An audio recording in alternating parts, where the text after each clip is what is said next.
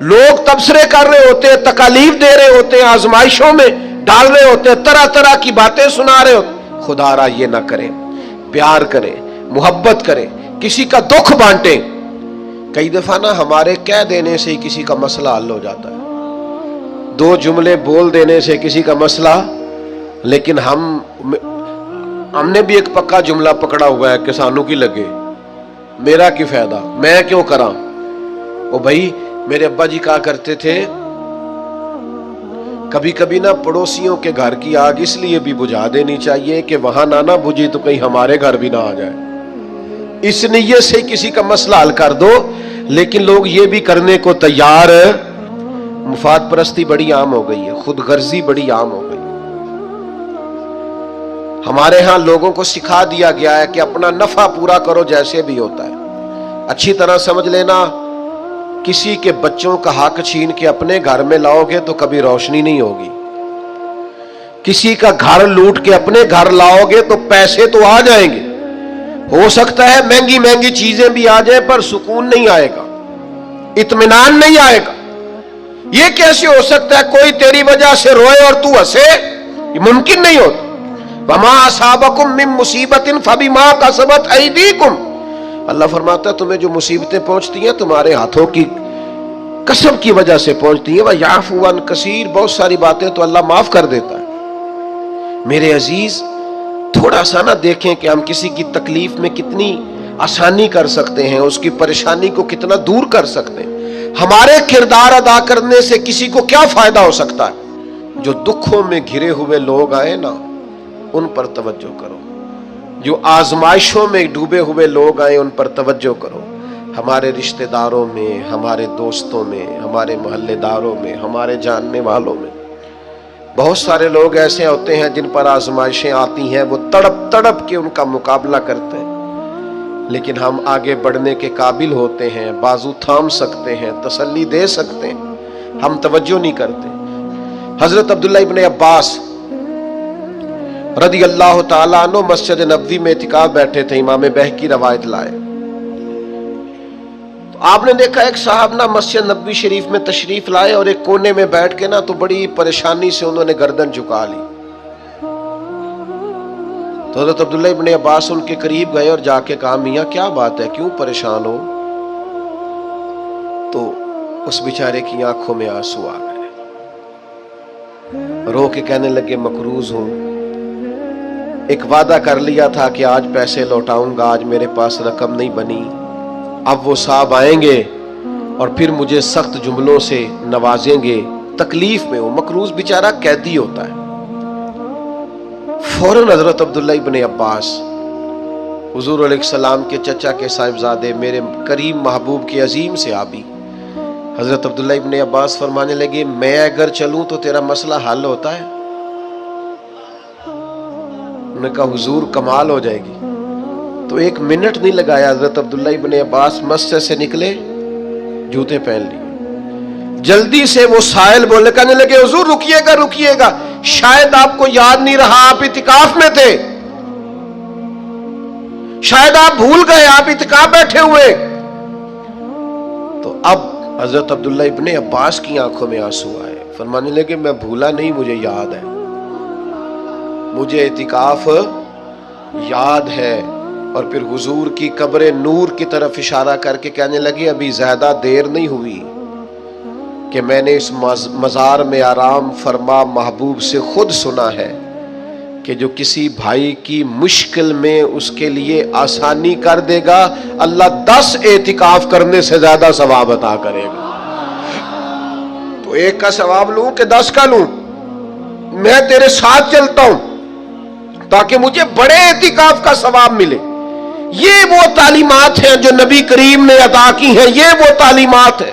इतनी बड़ी तादाद में आप आए हैं, इतने सारे लोगों में से अगर हम चंद भी बदल जाएं कि आज के बाद हम अपना रवैया बदलेंगे, लबो लहजा बदलेंगे, अंदाज बदलेंगे, हम अपने जाती अखराजात को थोड़ा सा कम करेंगे। आजकल मसला जरूरियात का नहीं, ख्वाहिशात का है।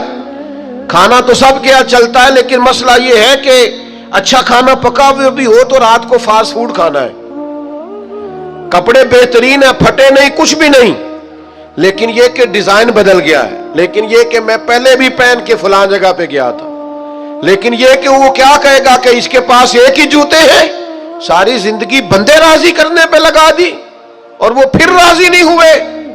کچھ ٹائم لگا رب رسول کو راضی کرنے پر، کچھ دیر کے لیے اللہ کی رضا والے کام بھی کر، تو تھک گیا ہے بندوں کو مطمئن کرتے کرتے، کچھ نہیں بنا۔ یہ کچھ لوگوں کو شوق ہوتا ہے نا میں مشہور ہو جاؤں، میرا نام ہو جائے، تو آپ جتنی مرضی تصویریں کھینچ لیں نہیں مشہور ہو سکتے۔ یہ تبھی ہوگا جب کریم چاہے گا۔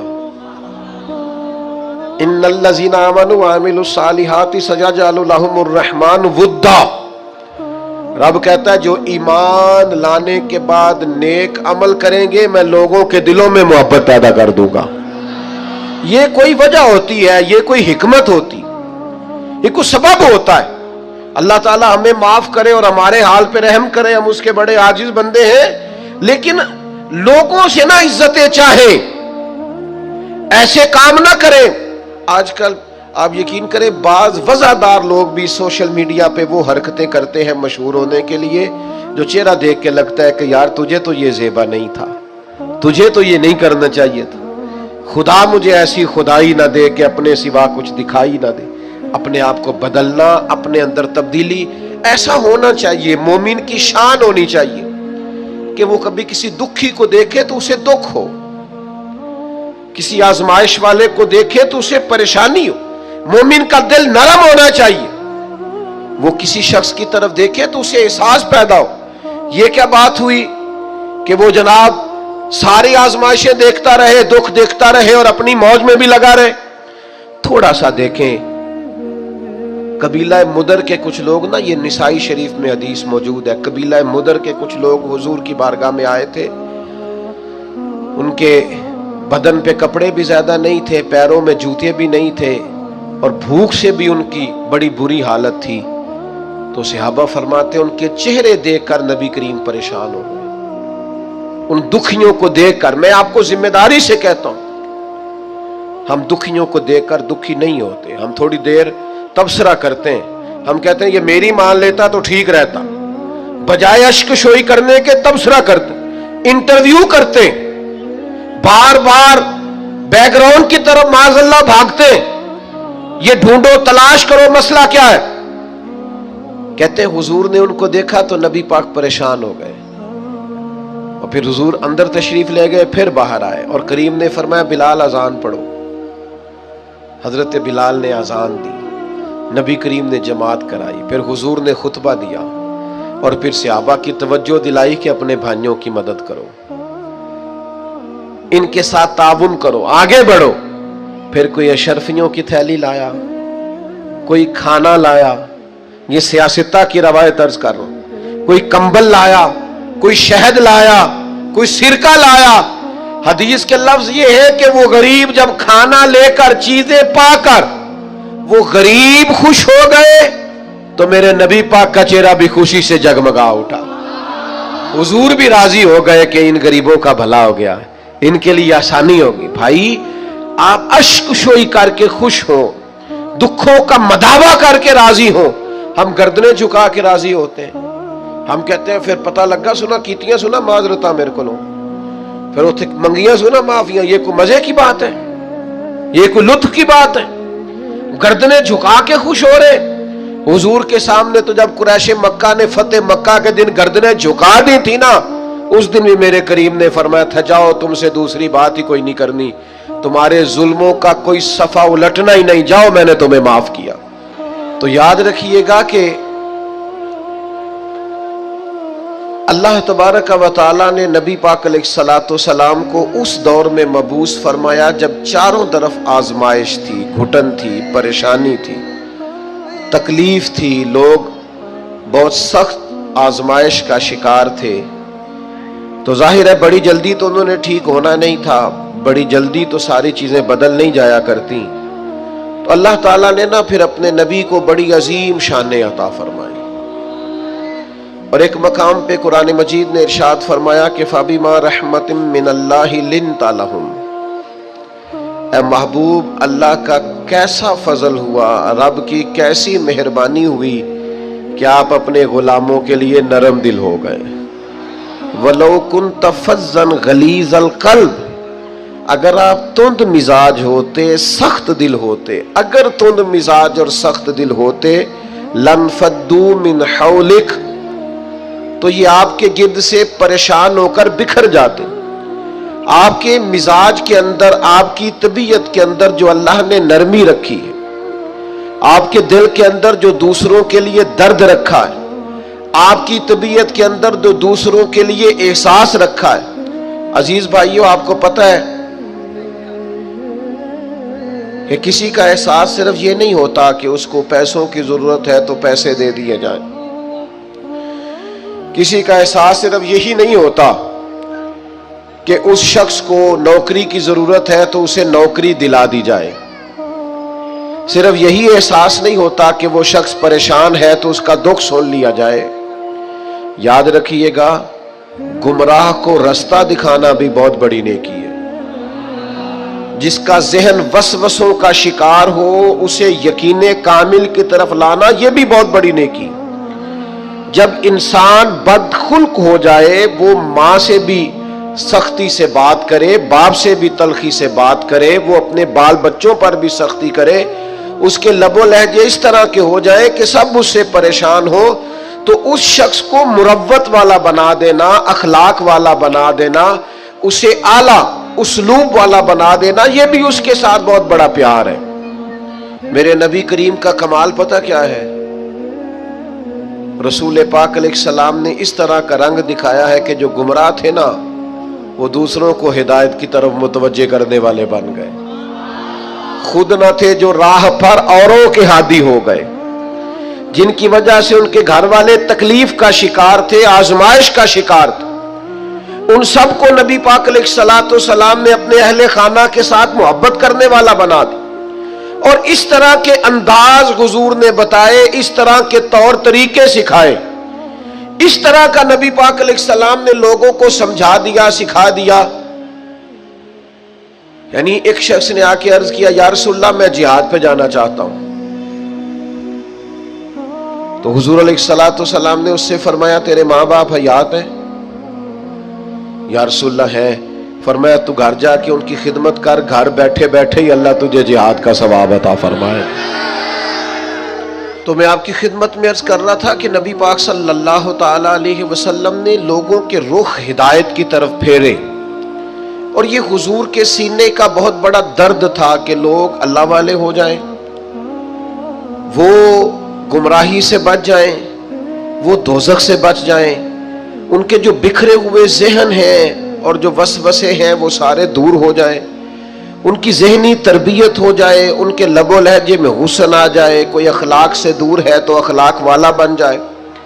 وہ ساری چیزیں جو کسی شخص کے لیے آزمائش کا باعث بن سکتی ہیں، حضور فرماتے ہیں کہ میری اور تمہاری مثال اس شخص کی طرح ہے جس نے آگ جلائی تھی اور پتنگے اس میں آ کے گرتے تھے، اور وہ نہ لوگوں کو بار بار بچاتا تھا کہ قریب نہ جاؤ جل جاؤ گے، قریب نہ جاؤ جل جاؤ گے. حضور فرماتے ہیں تم بھی دوزخ کی طرف جاتے ہو اور میں تمہیں بار بار بچاتا ہوں، قریب نہ جانا جل جاؤ گے، یہ کام نہ کرنا جل جاؤ گے، یہ کام نہ کرنا جل جاؤ گے. بار بار میں تمہیں بچاتا ہوں، سمجھاتا ہوں. تو میرے عزیز نبی پاک صلی اللہ تعالی علیہ وآلہ وسلم لوگوں کی تربیت فرماتے، لوگوں کو ایک دوسرے سے جوڑتے، آزمائشوں سے انہیں نکالتے. ہم نہ توجہ نہیں کرتے لوگوں کی تکالیف پر، ہم نہ ایک عجیب سی شہرت کے شوقین ہو گئے، عجیب سی تعریفوں کے شوقین ہو گئے. عجیب ہمارا، میں نے بچے سے منع کر دیا، میں نے کہا میرا اعلان بھی نہ کرنا. مطلب 2-4 دفعہ اپنا نام سن کے، القاب سن کے، قبلہ ہیں، علامہ ہیں، پیر ہیں، کتنی کو نفس کو تسلی دے لینی. چیزوں سے نکل آئیں، اب حقیقتوں کی طرف آئیں. سادگی کا وہ حسن اختیار کریں جس میں برکات ہوتی، وہ چیزیں لے کے آئیں جس سے ٹھنڈک پیدا ہوتی. ہر چیز کو شو آؤٹ کرنا، ہر چیز کو بتانا، دکھانا، سجانا، سنوارنا، تھوڑا سا اس سے باہر نکلے. حقیقت کا سفر کرنے کی ضرورت ہے۔ یہ لوگ دیتے ہیں نا غریبوں کو بانٹتے ہیں، سیلاب آ گیا، آزمائش آ گئی، راشن، تو ایک آٹے کی گتھی بٹ رہی ہوتی ہے، ایک لینے والا ہوتا ہے اور 6 نے ہاتھ رکھے ہوئے ہوتے ہیں۔ اگر تو آپ اللہ کی رضا کے لیے دے رہے ہیں تو پھر تو ضرورت نہیں تھی ان ساری تصویر سازیوں کی، اور اگر آپ کا کوئی اور مقصد ہے تو پھر بھائی کیا کہا جا سکتا ہے، پھر کیا سمجھایا جا سکتا ہے۔ ہمیں غور کرنے کی ضرورت ہے کہ ہم نہ ساتھ بھی دیتے ہیں تو مالداروں کا، ہم کھڑے بھی ہوتے ہیں تو تگڑے لوگوں کے ساتھ۔ وہ غریب آدمی جو الجھ جاتا ہے، مسائل کا شکار ہو جاتا ہے اور اتنا اعصابی طور پر تھک جاتا ہے کہ معاذ اللہ خودکشی تک کا لوگ سوچنے لگتے ہیں۔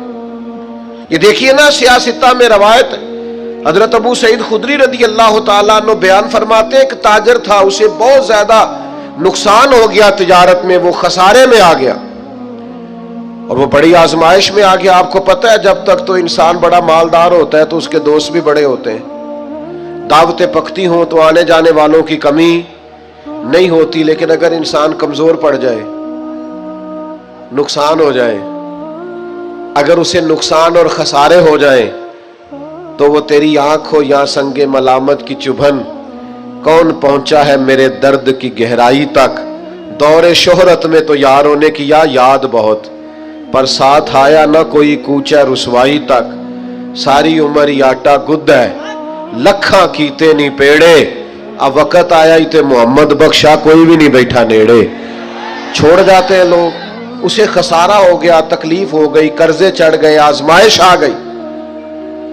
نبی کریم کی بارگاہ میں جب وہ آئے نا تو حضور نے کچھ لوگوں کی توجہ دلائی۔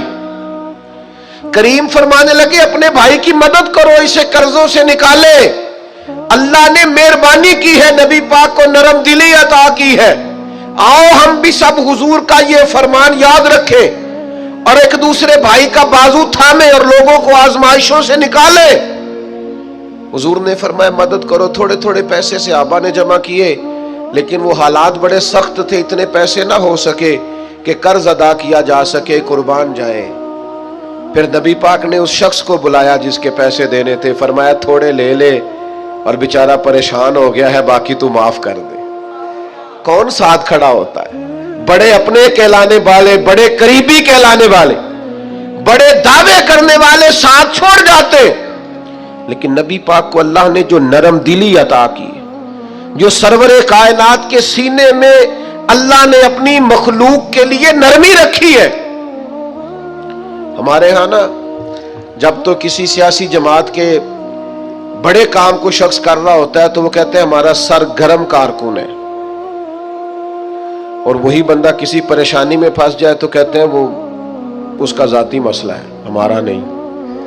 کسی پیر کے آستانے پر ڈیوٹی دے رہا ہو، جھاڑو دے رہا ہو تو منظور نظر ہوتا ہے، لیکن اگر بیچارہ مقروض ہو جائے تو پھر پیر صاحب کہتے ہیں میں انجدے کمج نہیں ہوندا، میرا یہ شعبہ نہیں، میں یہ کام نہیں کرتا۔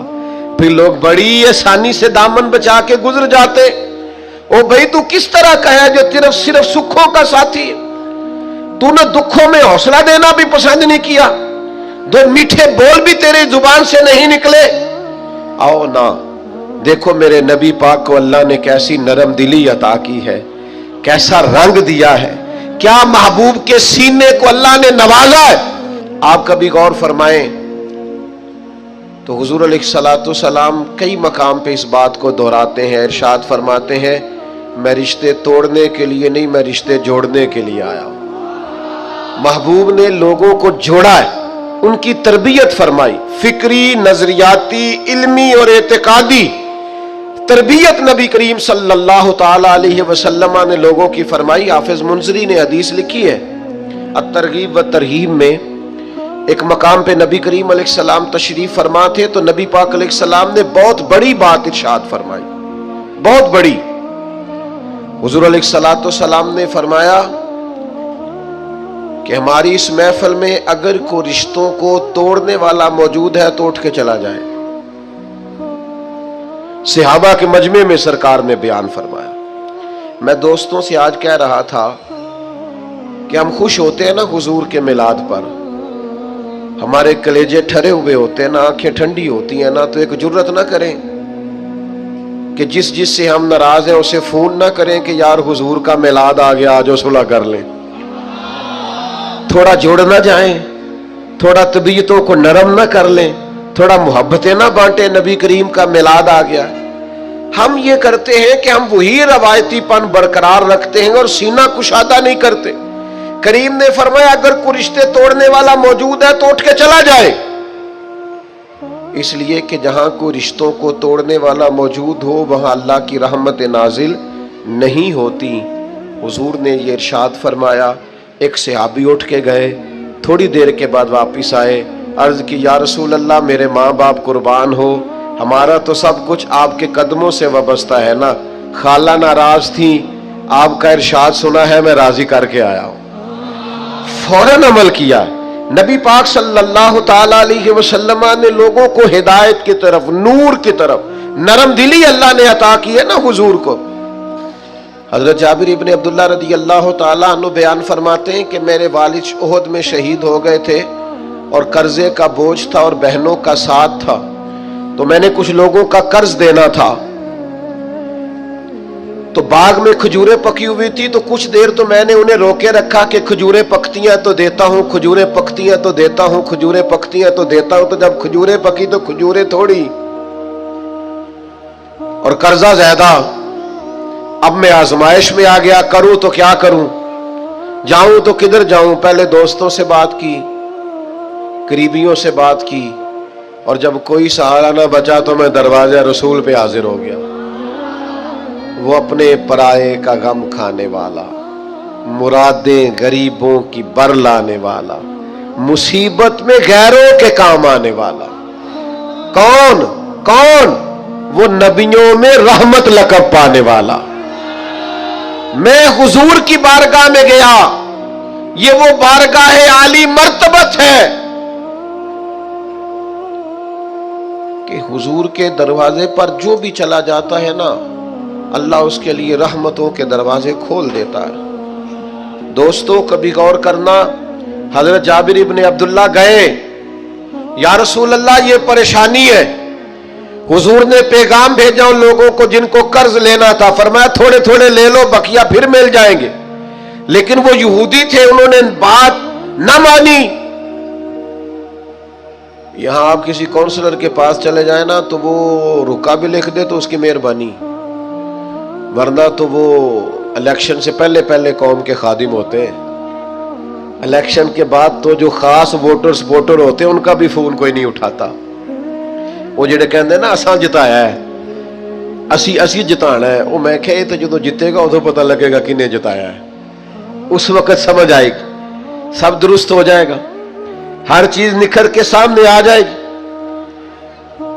تو حضرت جابر ابن عبداللہ کہتے ہیں میں گیا تو محبوب تو اشارہ بھی کر دے تو کرم ہو جائے، پیغام بھی بھیج دے تو کرم ہو جائے، لیکن یہ شان رحمت للعالمینی ہے کہ محبوب کریم نے فرمایا تو جا کے کھجوریں اتار کے اپنے کھیت میں ڈھیر لگا، اور میں آیا، میں نے سنا ہے وہ بن سنور کر میری عیادت کو آ رہے ہیں، تو چل اور میں آیا، قربان جائیں محبوب آئے، غلام فریدہ کدے آ جاویں تے میں سر نظرانہ دے سا، کبھی آپ آ جائیں، کبھی کرم ہو جائے، چر ہویا مینوں ترلے لیندیاں، کدے موڑ میرے ول واگاں، خواب میری وچ ایک وار جے آویں میں ساری عمر نہ جاگاں۔ نبی پاک صلی اللہ علیہ وسلم نے فرمایا آپ چلیے اور میں آیا۔ حضرت جابر ابن عبداللہ فرماتے میں نے کھجوروں کا ڈھیر اپنے باغ میں کھیت میں لگا لیا تو کریم تشریف لائے، ایک چکر حضور نے میرے ڈھیر کا لگایا، پھر حضور نے فرمایا تولتا جا اور دیتا جا، تولتا جا اور اب تنگی داماں پہ نہ جا اور بھی کچھ مانگ، ہے آج وہ مائل باتا اور بھی کچھ مانگ۔ اور بریلی کے امام کہتے ہیں واہ واہ کیا جود و کرم ہے، واہ کیا جود و کرم ہے شہ بتہا تیرا، نہیں سنتا ہی نہیں سنتا ہی نہیں مانگنے والا تیرا۔ اور یہ اس لیے ہے کہ میں تو مالک ہی کہوں گا کہ ہو مالک کے حبیب، یعنی محبوب و محب میں نہیں، میرا تیرا۔ فرمایا چل تولتے جا اور دیتا جا۔ حضرت جابر ابن عبداللہ فرماتے ہیں میں نے اتنی کھجوریں دی کہ قرضہ اتر گیا، اور میں نے نا تھوڑی تھوڑی زیادہ بھی دے دی۔ ایک روایت میں فرماتے تھوڑی تھوڑی زیادہ بھی دے دی، فرماتے وہ سارے قرضے اتر گئے، میں واپس آیا اور میں نے آ کے نا حضرت عمر فاروق رضی اللہ تعالیٰ عنہ کو بتایا، میں نے کہا کرم ہو گیا، حضور ایسے غریب نواز ہیں میرے ساتھ گئے، بندہ نوازی فرمائی اور میرے کھیت تک آئے، اتنی رحمت فرمائی کہ میرے گھر تک آئے۔ تو حضرت عمر کیا فرماتے ہیں؟ فرمانے لگے تو کہہ رہا ہے میرے قرضے اتر گئے، مسئلہ حل ہو گیا، تو اب آ کے کہہ رہا ہے نا، تو میں نے اسی وقت ہی کہہ دیا تھا جب محبوب تیرے ساتھ گئے تھے، میں نے کہہ دیا تھا بس کریم چلے گئے ہیں کرم ہو جائے گا۔ محبوب نے فرما دیا ہے اب رحمت ہو جائے، محبوب کے لب ہل گئے ہیں، جو دن کو کہہ دیا دن ہے تو دن نکل آیا، جو شب کو کہہ دیا شب ہے تو رات ہو کے رہی، اور خدا نے ان کی زبان کو وہ اختیار دیا جو نکلی منہ سے ان کے وہ بات ہو کے رہی۔ اور پنجابی والے لوگ ذرا سادے ہیں، وہ اپنے لفظوں میں کہہ دیتے ہیں، وہ کہنے نے ساڈے نبی دی زبان ساڈے واسطے قرآن، ساڈے نبی دی زبان ساڈے واسطے قرآن۔ بھائی نبی پاک غریب پروری کرتے، یار کسی کا دکھ سن کے نا تبصرہ نہ کیا کریں، ہاں میں ادو اینو سمجھاندا سا، میں ادو اینو آندا سا، وہ تبصرہ نہ کیا کریں۔ بڑے بڑے سیانے اور سمجھدار لوگ جب پھسلتے ہیں تو پتہ ہی نہیں چلتا، جب تقدیر کا لکھا غالب آتا ہے تو لوگوں کو سمجھ نہیں آتی۔ صبح کے تخت نشین شام کے مجرم ٹھہرے، ہم نے پل بھر میں نصیبوں کو بدلتے دیکھا۔ کوئی پتہ چلتا ہے حالات کب بگڑ جاتے ہیں؟ بجائے اس کے کہ لوگوں کے آنسو پوچھے جائیں لوگ تبصرہ کرتے، بجائے ایسے کہ غربت میں پریشانی میں ساتھ کھڑا ہوا جائے لوگ تنقید کرتے، بجائے اس کے کہ اشک شوئی کی جائے دکھوں کا مداوع کیا جائے۔